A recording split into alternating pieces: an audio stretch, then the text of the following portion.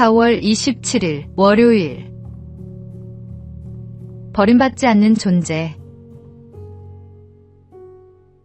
일본의 한 동물원에서 태어난 아기 원숭이 펀치가 사람들의 마음을 사로잡았습니다. 태어나자마자 어미에게 외면당한 펀치는 사육사들 손에서 자랐습니다. 갓 태어난 아기 원숭이는 안정감을 얻기 위해 어미에게 매달리는데 펀치에게는 매달릴 어미가 없었습니다.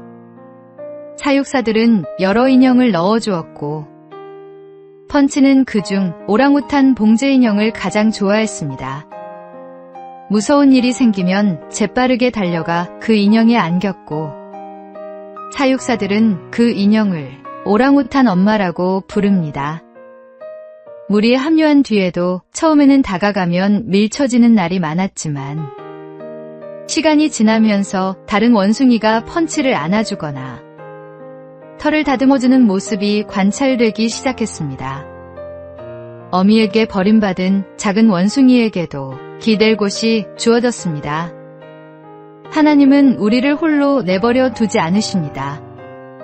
세상에서 밀쳐지고 외면당하는 순간에도 그분은 우리 곁에 계십니다. 여인이 자기 젖 먹는 자식을 잊을지라도 하나님은 우리를 잊지 않으신다고 말씀하셨습니다. 지금 외롭고 힘든 자리에 있더라도 낙심하지 마십시오. 오늘의 말씀. 내가 결코 너희를 버리지 아니하고 너희를 떠나지 아니하리라 하셨느니라. 오늘의 만나. 기댈 곳이 없다고 느껴지는 그 순간 하나님이 이미 당신 곁에 와 계십니다. 혼자가 아닙니다.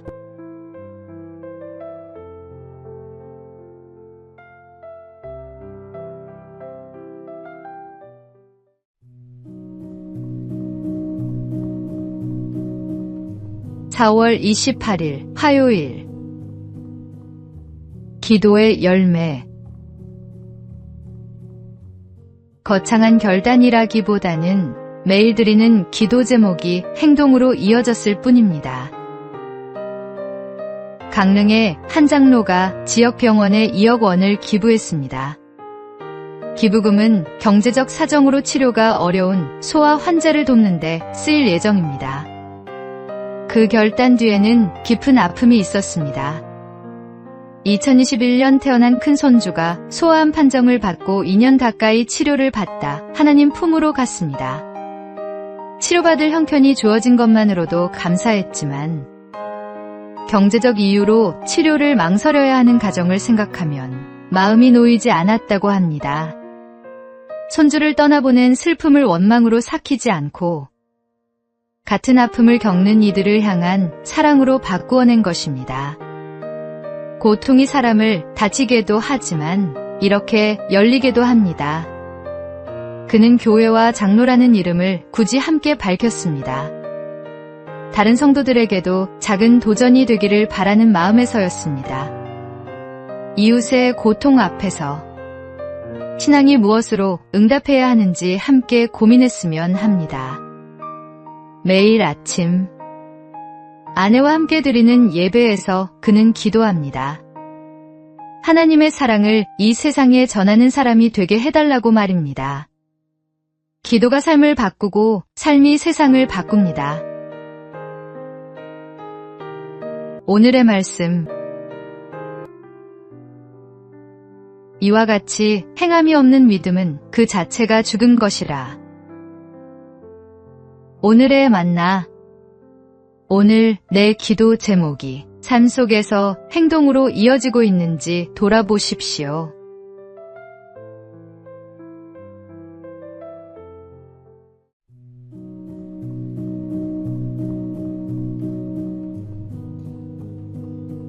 (4월 29일) 수요일. 배추 잎사귀 하나. 어느 날 새벽부터 배추밭에 나간 우장춘 박사가 한낮이 되어도 돌아오지 않자 연구실의 한 제자가 연로한 선생님이 걱정되어 배추밭으로 갔습니다.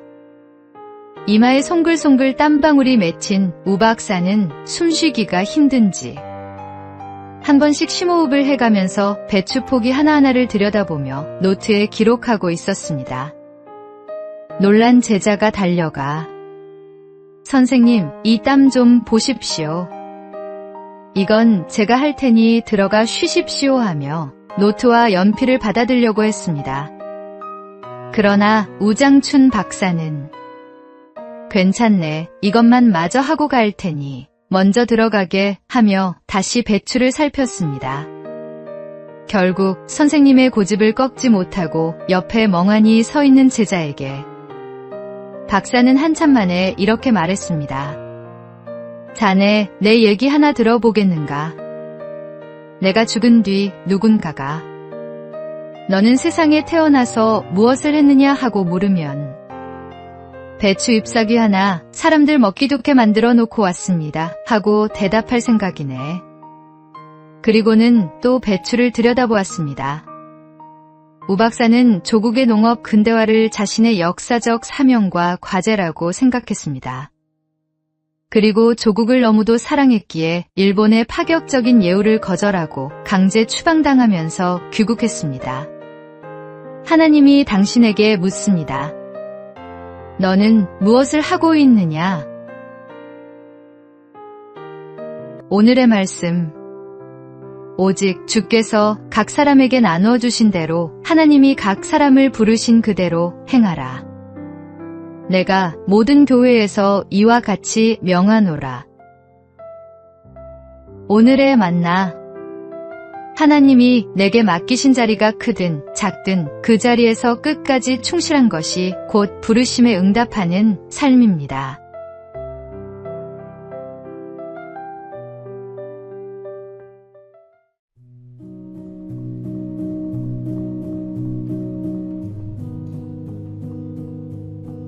(4월 30일) 목요일.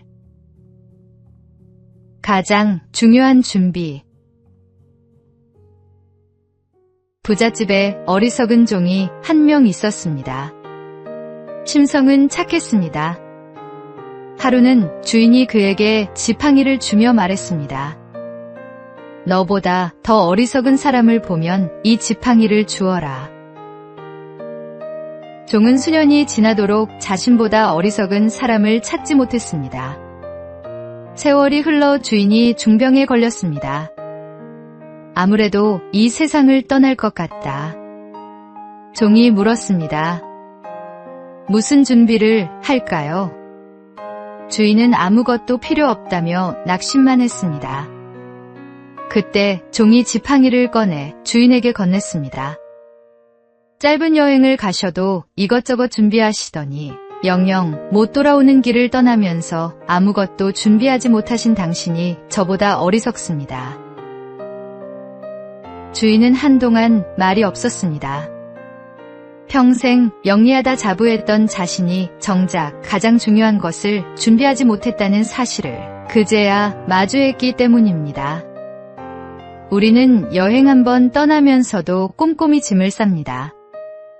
누구에게나 반드시 찾아오는 그날이 있습니다.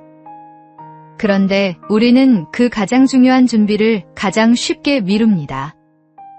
언젠가 우리 모두는 주님 앞에 서게 됩니다.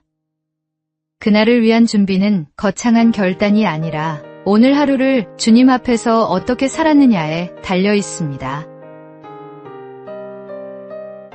오늘의 말씀. 한 번 죽는 것은 사람에게 정해진 것이요 그 후에는 심판이 있으리니. 오늘의 만나. 오늘 내 삶이 영원을 향해 준비된 삶인지 돌아보십시오. 본향을 향한 발걸음이 흔들리지 않도록 주님께 붙들리십시오.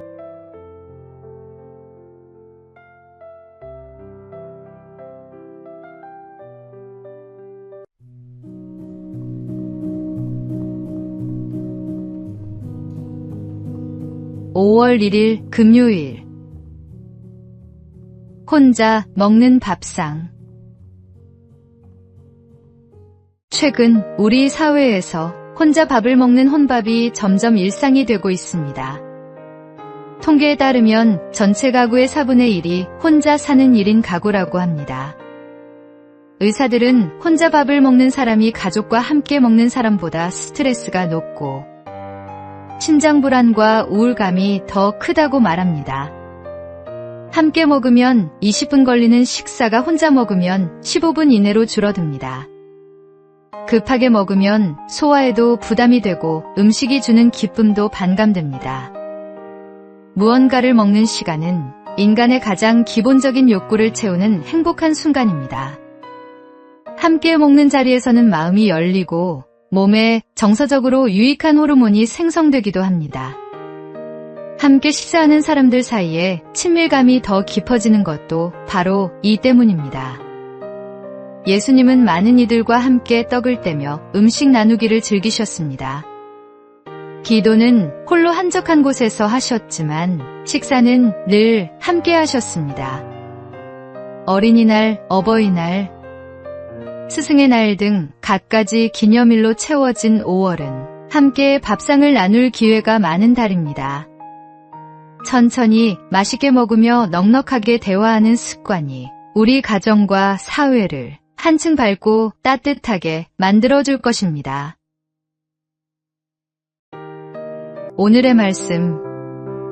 볼지어다 내가 문 밖에 서서 두드리노니 누구든지 내 음성을 듣고 문을 열면 내가 그에게로 들어가 그와 더불어 먹고 그는 나와 더불어 먹으리라.